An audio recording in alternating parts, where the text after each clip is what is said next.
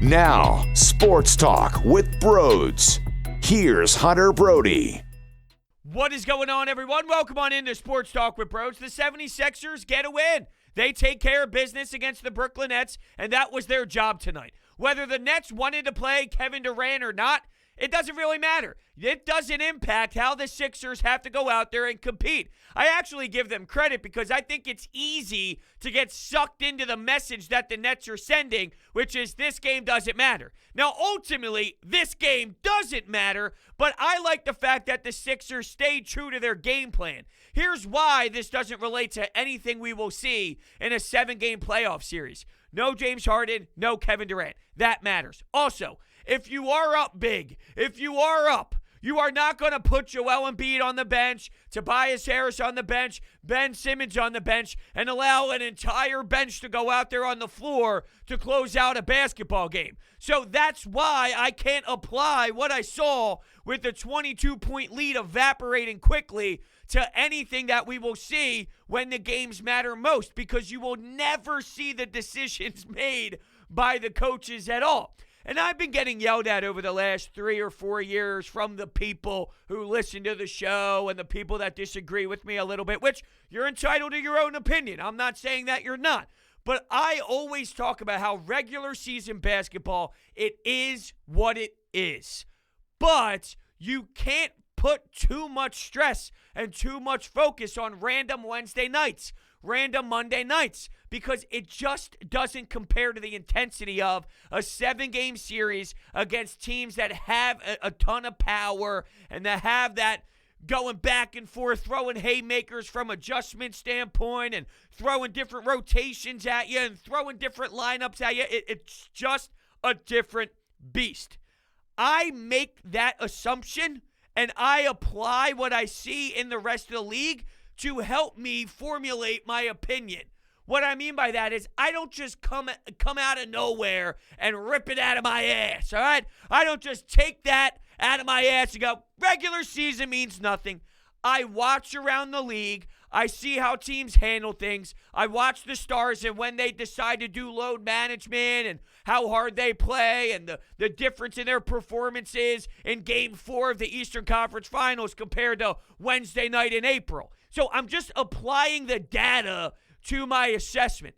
The way that Kyrie Irving in a close game keeps his ass on the bench, that's a coaching decision. But the way that they coach this game, the way that they decide, hey, first seed, all right, let's just get to the playoffs. We like our chances. We like our odds. First seed, second seed, whatever. I'm just saying from a Brooklyn Nets perspective, when they make that decision, they clearly don't look at this as something that truly matters to them, that will impact the rest of the way. They feel confident in their stars. They feel confident in their team. That first seed, second seed, whatever, let's go out there on the floor and compete. Regular season doesn't matter much to me. And this isn't the only team to ever make a decision like this.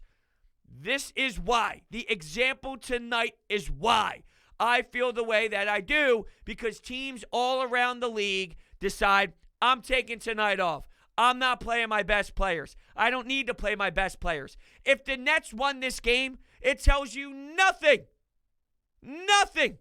about what's going to happen in a 7-game series. Just like if the Sixers win this game, it tells you nothing about what could happen in a 7-game series. It just doesn't.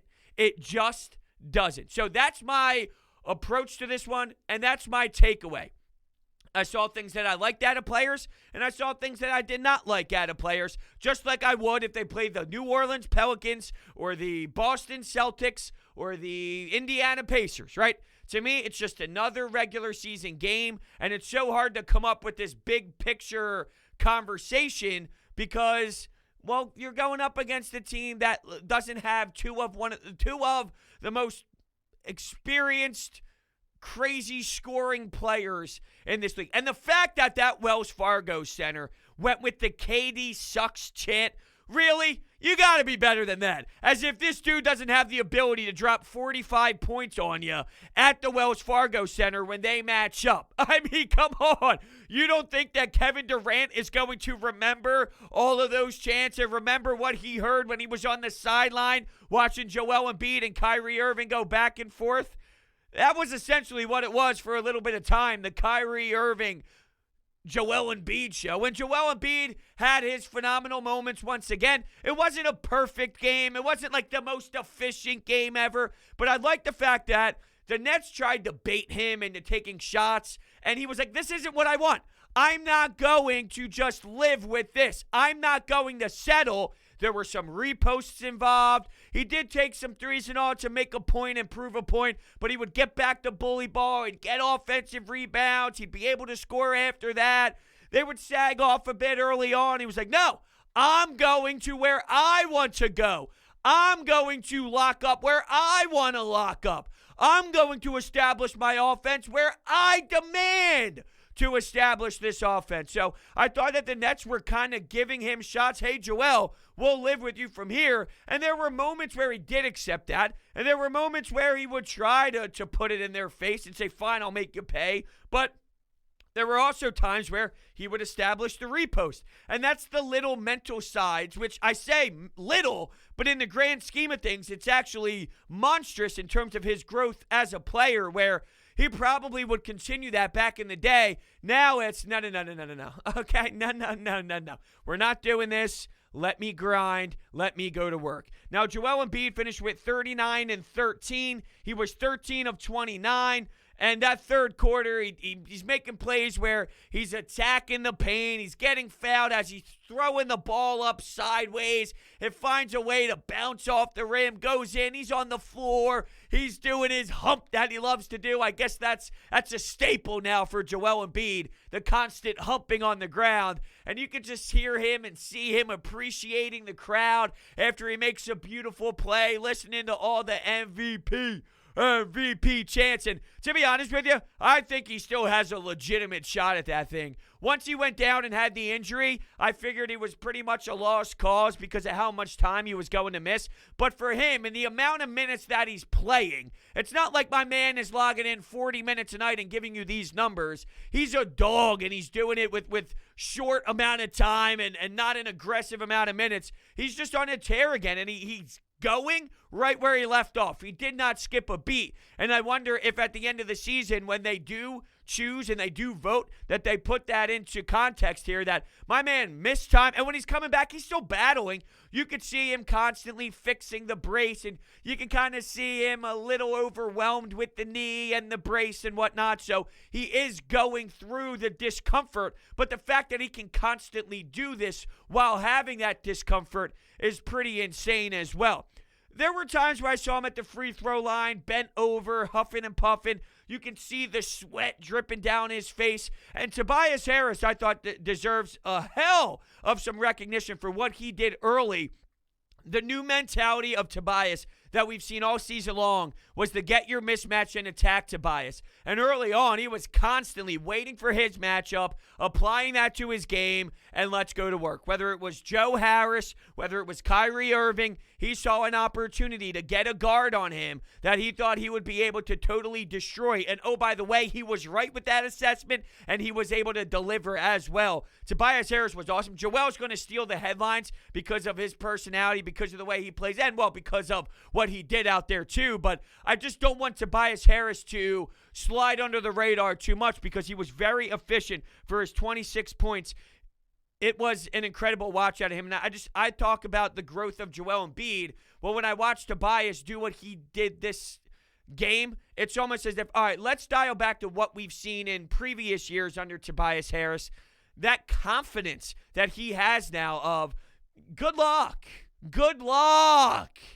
Even when he gets into the paint and he's backing down a defender and he turns around and does a fadeaway and shoots over the defender, how he feels so comfortable and confident now in pretty much many different areas is just the difference. And it's such an extreme difference of where Tobias Harris is at this point. He was such a crucial part to this victory. And speaking of Tobias, I thought that there were some nice moments of bench plus Tobias, where this is now 3 consecutive games that I am watching Doc Rivers with the bench, and it's clear whatever he did prior is out the window. The all-bench stuff, maybe that was analytically driven to keep some of your starting players healthier and to not put them in such a time crunch in the season's length. So, hey, you have 72 games this season instead of for the first 55 games going bench plus other guys, which he has used Tobias plus bench in the past. So this isn't anything new, but we've seen way too many full-on 100% bench lineups throughout games where the game was still important and the game was still close. I'm not talking when it's a blowout or when you're up 20-plus points. I'm talking middle of the game, 5, 6, 7-point game, and you're hoping and praying that the bench keeps you involved and just keeps you afloat.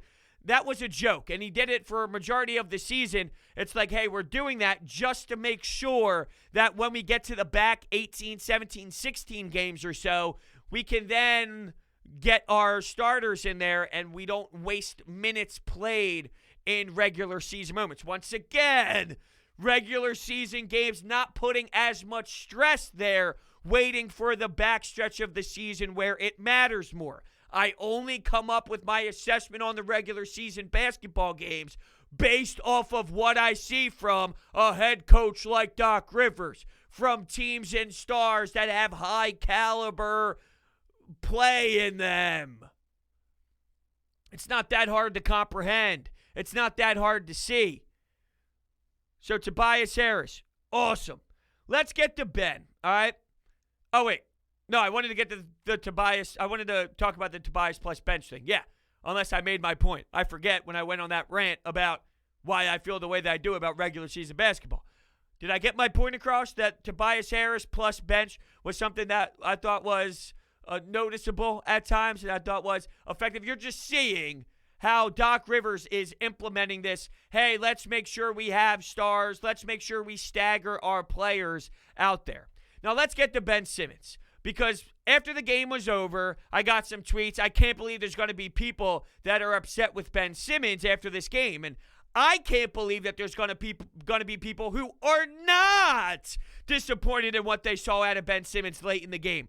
You literally witnessed the Brooklyn Nets disrespecting Ben Simmons so much in the half-court set that they were already waiting for Joel Embiid to get the pass, and they were already double-teaming him before the pass even occurred. Now, here's one screenshot that I'm going to display on the screen right now. It's not that hard to see that this is a huge, and I mean huge, problem. And you're not going to have the luxury of being up 20-plus points without Kevin Durant and James Harden on the floor, where this is going to matter way more. This is a concern. To act like, well, see what he does on defense and see what he does here. And did you see his pass to Tobias Harris breaking down the court where he went for a nice slam? I did see that. Why do you put so much stress on that and then not on another huge part? Like, that's a big part of basketball. Huge part of basketball. What you're acknowledging, what you're mentioning, the passes where he's getting his teammates going to defense. I mean, that is crucial. That's what makes Ben Simmons awesome. You can't pretend that part of basketball doesn't matter. You can't pretend half-court sets in playoff basketball doesn't matter. This will hurt this basketball team. So I go back to Joel, huffing and puffing, hands on the knees. I go back to Tobias Harris, who Doc Rivers mentioned, hey, I saw a little bit of him limping, so that did cause some concern for me when it came to putting him back into the basketball game. So what my point is this. You need to rely on Joel Embiid to give you 40 points. I know he had 30, what did he finish with, 39?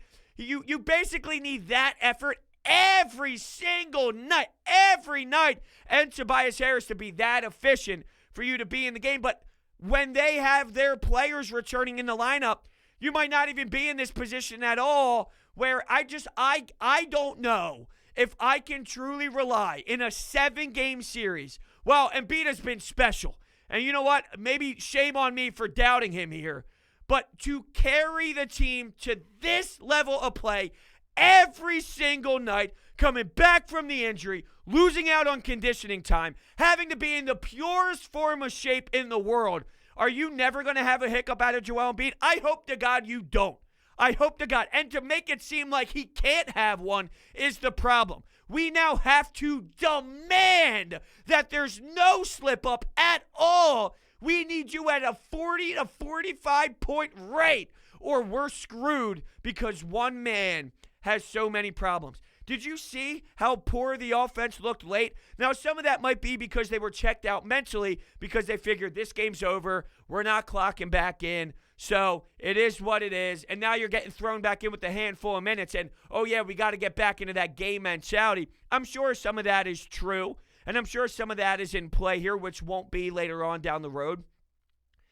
But it is damaging. And it's something that it's not random. This has been the downfall of the Philadelphia 76ers for the last couple of seasons. It's also been the lack of growth. It's also been the not being mature yet, not being ready to win. There's a lot of that.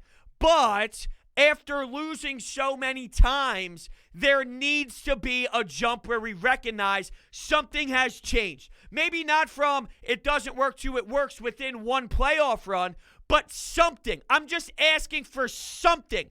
Nothing. Nothing has changed. Nothing. You have defenders. Here's Claxton all the way back. He's double teaming Embiid before the pass even gets into his hands. And it happened multiple possessions, and it happened all throughout the late stretch, and it happened all throughout that back end of the fourth quarter when Ben Simmons was out there. It's not hard to see. So don't tell me, well, he had X amount of assists and he actually did nice with the scoring. He had 17 points. I mean, how do you not see it? How do you not see it? Both can be true. He had nice moments out there. He made some free throws late. Hey, I'll recognize that. Ben made some free throws late. Can you believe it? There's a step in the right direction. So free throws late, check. Being a little bit more aggressive at times, check. A better offensive night for him, check. Defense, check. What's not checked? Which is how playoff basketball is played. Repeat that with me. What's not checked is how basketball games in the playoffs are played. Half-court basketball. That is not checkmarked. And I'm supposed to pretend like that isn't a concern or a problem because of some other things? Please. And it's not out of line, and it's not out of, it's not ridiculous to feel the way that I feel. In my opinion, it's the right way to feel because it could be a straight up disaster and you're not seeing improvement. I'm not a guy that demands excellence within 1 year, like an insane amount of change. Like what Joel Embiid did in one offseason is tremendous, but that's not normal. Normally, it takes time, it takes steps, and there's this whole growing pattern. I need to see the growing pattern for Ben Simmons, and the rate of a snail is just not accepting. I'm just not accepting of that. It is unacceptable to me. All right, so that's where I'm at there. Shake Milton. Shake Milton actually had a really good game today. He finished with 15 points, very efficient. The only knock on what I saw out of him was the foul at the end of the first half. It was clear he was frustrated, and Kyrie Irving was a dog. He was making some plays that was just outrageous in that first half and scoring buckets and being Kyrie Irving. As much as we want to joke around and say this guy's a moron and the earth is flat and this and that and he could be a goofball, and there's no doubt that I question what his mind is like because he's a very unique individual. Not that I'm not. I am in full understanding of, hey, maybe my brain's a little wired differently too. But Kyrie Irving is a weird cat. When he puts on his handles, though, and when he delivers that way, and he's shooting the ball the way that he does, and you could put the best defense on him, and good luck, he's still able. Like, his handles are gross. His handles are so filthy. When he gets defenders moving, and he's hesitating, his hezzies, and his step backs, and oh, man, it's just unreal. Kyrie Irving was on display tonight, and the fact that, like, that's when he's the only guy out there. Imagine when you have to put stress and focus on Kevin Durant and James Harden, and he's able to do that. The floor only opens up more. We talk about it all the time with Joel Embiid. When Joel Embiid is out there, how much does it open the game for everybody else? What Tobias can do, what Ben Simmons can apparently do, what some of these other players can do when just Joel's presence is there, even if he's not having the most efficient game in the world or not. Imagine having pretty much two impact players like Joel Embiid and Harden and Kevin Durant. I think what you need in the NBA is that give me a bucket mentality, and the fact that they have 3 dudes that can do it, and you have 1.5. And when I say 1.5, I go Joel Embiid is 1, and I think Tobias is a half. Like, I can't put him on elite scorer like those 3 are. I think he has done a better job at it, and I think when he picks and chooses his mismatches, he's done a good job at recognizing it and exploding when he does have the rock in his hands, and he can do more in that mid-range game, as I alluded to. I can't put him on elite-level scoring like those guys. So I say you have 1.5, they have 3. They have 3. If there is one thing to take in consideration here is they don't have a damn chance in stopping Joel. They just don't. I just don't know if that's enough, because I don't know if you have a damn chance in stopping their 3-headed monster unit. You might be able to slow one guy down, but there's more coming. There's a wave of them coming. And I want to see what they elect to do with Kyrie, with Matisse Thybulle, how they'd use Ben Simmons, the versatility of Tobias Harris's defense this season, along with a mixture of Joel Embiid. How can that help you get creative and unique with the way that you match yourself up against the team, if they even get there? I mean, I know we constantly talk about it. They still need to actually get there. The transition defense was brutal, though. There's no doubt about it. A lot of easy buckets, a lot of easy points. I was sitting there watching that game thinking, geez, man, are you going to do anything defensively with the transition points? And then, of course, one of the things Doc Rivers said instantly right off the bat during the post-game presser was, yeah, look, it's a game. We got the win. It was big. It's big for the first seed and all. I did not like our transition defense. And when it came to what happened late, Doc Rivers kind of said, it is what it is. And I agree with that. There's never going to be a scenario where you go that deep into the bench when you're up X amount of points in a playoff season in the fourth quarter. Your guys are going to be out there. Your top guys are going to be playing 38 minutes, 40 minutes a night. Like, that's what they do. So you're never going to have to worry about that happening. Your bench coughing up a lead and allowing the Nets to go on a run. Your starters might do that, but I'll take my chances, all right? I'll feel differently confidence-wise going into battle with those guys out there compared to some of your late bench players. Speaking of some of your late bench players, I'm sure there are some waiting for the Korkmaz conversation. When he had one-on-one with Claxton, did you see my man clamp him down 6 times and then Korkmaz? He did. He took him to the rim and kissed it off the glass. But guess what? If I see that matchup happen 15 times in a row, I bet you Korkmaz scores 1 bucket. All right? Like, that's where one-on-one, all right, sometimes it happens, whatever. Like, that matchup, he ain't winning very often. He did end up hitting a couple of threes, though. There you go, Corky do.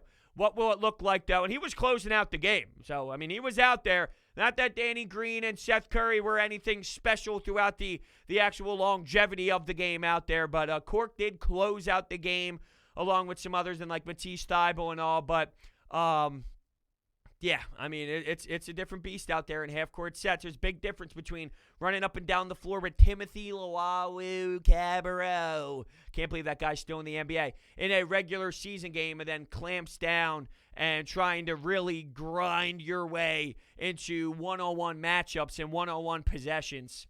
It's just different. It's just different. I do love the fact, though, that this team is committed to that 1 seed. Not that I think every team needs it, but there is something different about this team at the Wells Fargo Center. Every team's good at home, right? Every team has that good vibe at home, and you have the atmosphere and all, so it's definitely good from that angle. But there's something different with this specific team. Joel and Ben, last couple of seasons, that home court, it just elevates them differently. So, you know, they got a big stretch coming up, too. This is a test. They're acknowledging that this is a test. They think they're ready for it. They want to answer the bell, and I'm kind of excited to see them mentally approach this to see the execution part of it. We thought that it was going to go a little bit downhill to a degree without Joel Embiid, and they played fine, and they were awesome. Well, now, not that this is the same level of test, but with Joel Embiid, you're going to have to go up against some really tough opponents, and let's see how they handle it.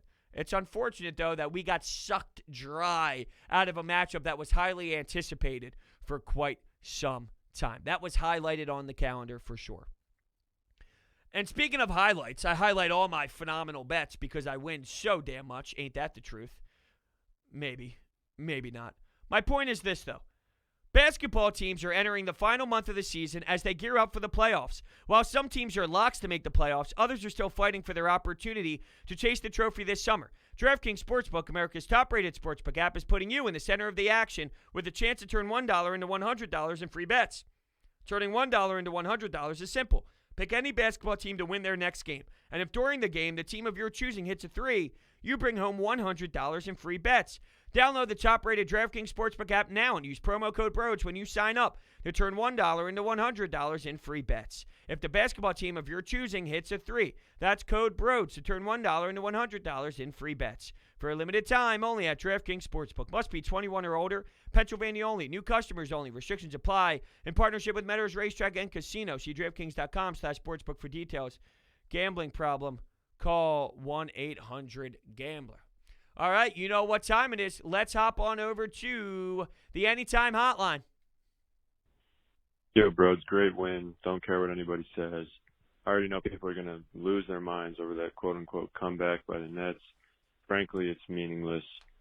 Game was over. Starters were taken out, and the nobodies on the Nets bench decided to sweat and try to get an extension on their 10-day contracts. Great game by Embiid. Pretty happy with Ben's performance.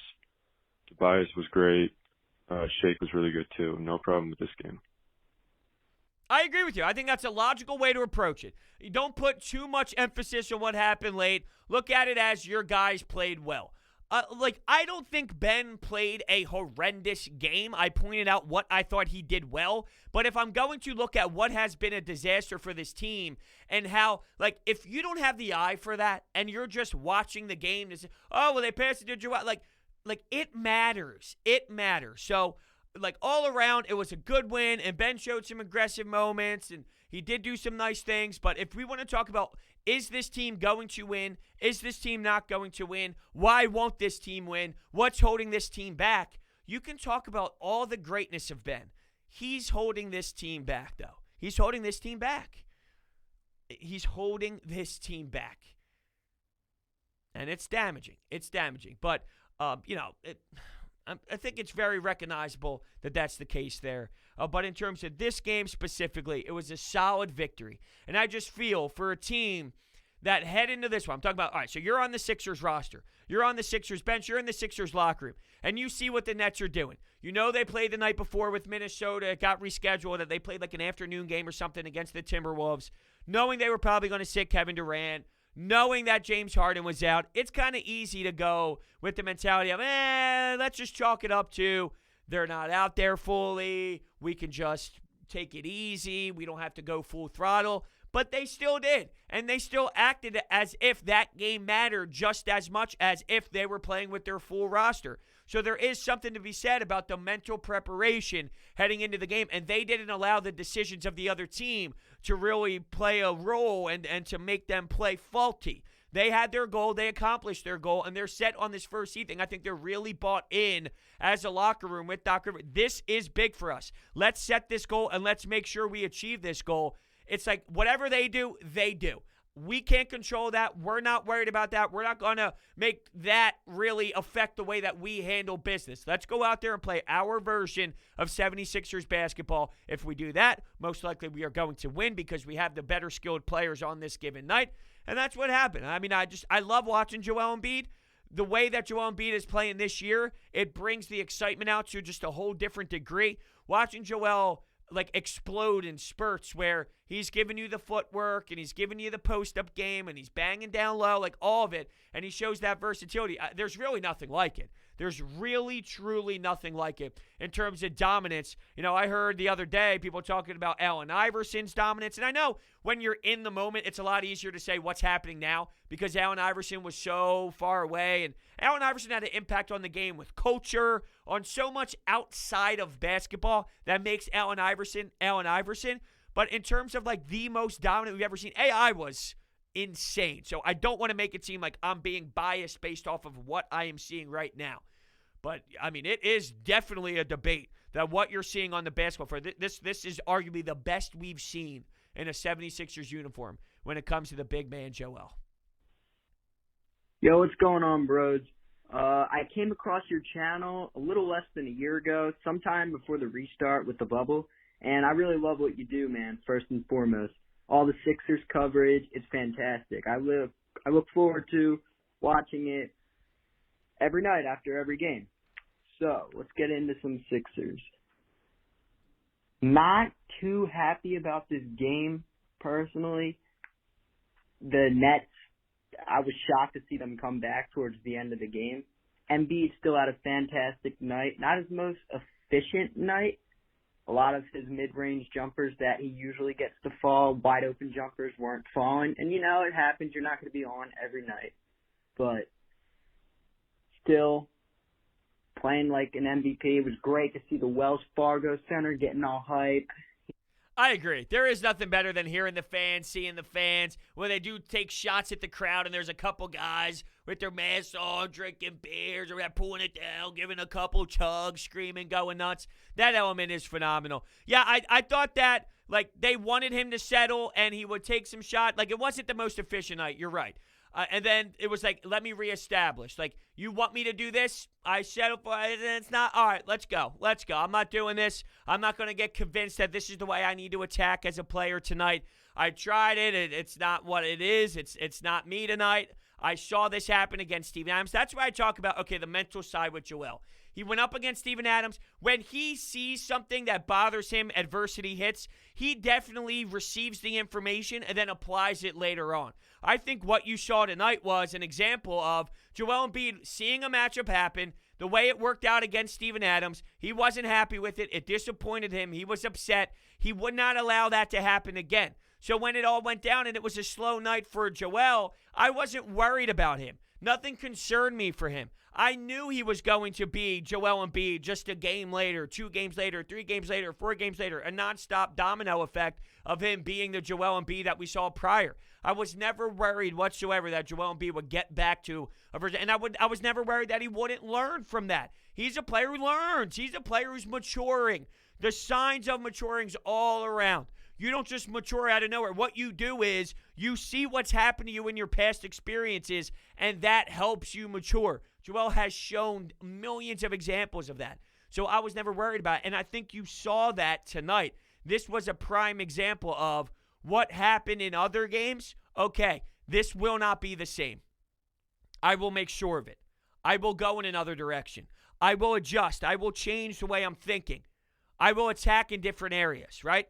I mean, that's how you kind of saw Joel Embiid's game go. My opinion was, all right, it wasn't the most efficient. Fine, it might not be the most efficient for me tonight. What will I do to elevate myself, to help out my teammates, to make sure that I put myself in the best position to succeed, which therefore helps my teammates too? And Joel just targeted this differently after some of those mid-range shots didn't fall, and he went with that attitude. He went with that mentality of, this is going to be different.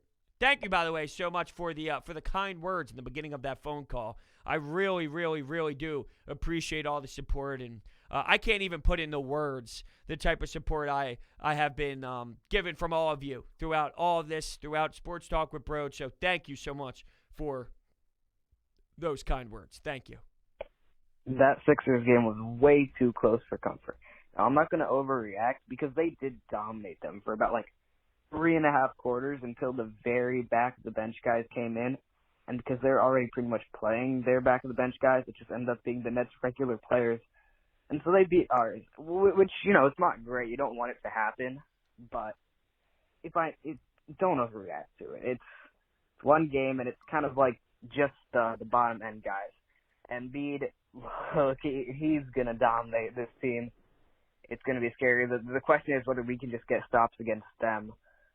Ben Simmons showed some more aggressive tendencies. I think that was solid. Korkmaz, your boy, got hot. Just nice to have the 1 seed, and hopefully we can keep it. Yeah, I think that's their goal, and I really do believe that they are going to accomplish this goal, especially if the Nets' philosophy is what the philosophy is. You got one team going heavily forward, and you got another team taking the backseat saying, we'll rest up, we'll make sure we're ready to go, we'll compete in the playoffs, and we'll see what ends up working. I'm not saying that the Sixers are wrong for this, and I'm not saying the Nets are wrong for this. I'm not saying the Sixers are right or the Nets are right. I'm just telling you how teams value this, and statistically and historically how it has gone, and we'll end up seeing how it works. I think the Nets look at their roster and say, yes, Joel Embiid might be that unbelievable force, and I don't know if we have an answer. Most teams don't have an answer. I would say no teams have answers for Joel Embiid, but who has answers for Kevin Durant? And don't tell me Ben Simmons, the best defensive player. You are underestimating Kevin Durant. Ben Simmons will have good plays against him, just like there will be good possessions for defend. Like DeAndre Jordan might have a nice possession on Joel Embiid where Joel tries to do too much and tries to get cute and might have a turnover. Like, that will happen. That doesn't mean that Joel Embiid can't win that matchup. Ben Simmons is going to have a possession where defensively he's on Kevin Durant. Kevin Durant tries to do too much. He bricks the shot, and Ben Simmons will get credit for swarming him and playing good defense. That doesn't mean that Kevin Durant can't win that matchup, right? So it's the same thing. No one's going to be legitimately perfect. Just like we look at Joel Embiid as a player that good luck, they have that in 3 players. Good luck. So the way that they're viewing this, it seems from an outsider perspective, is you can have the first seed because we know that in this league, talent wins at the end of the day. 99.9% of the time, when you have superstar talent, we have that. We'll take ours over yours. If you want that first, you can have that first. We'll worry about health. We'll worry about being together. Once again, I'm not saying what's right or what's wrong. I'm not telling you one way is the right way. This is the better. I'm just telling you what they're doing and how I see them playing it out.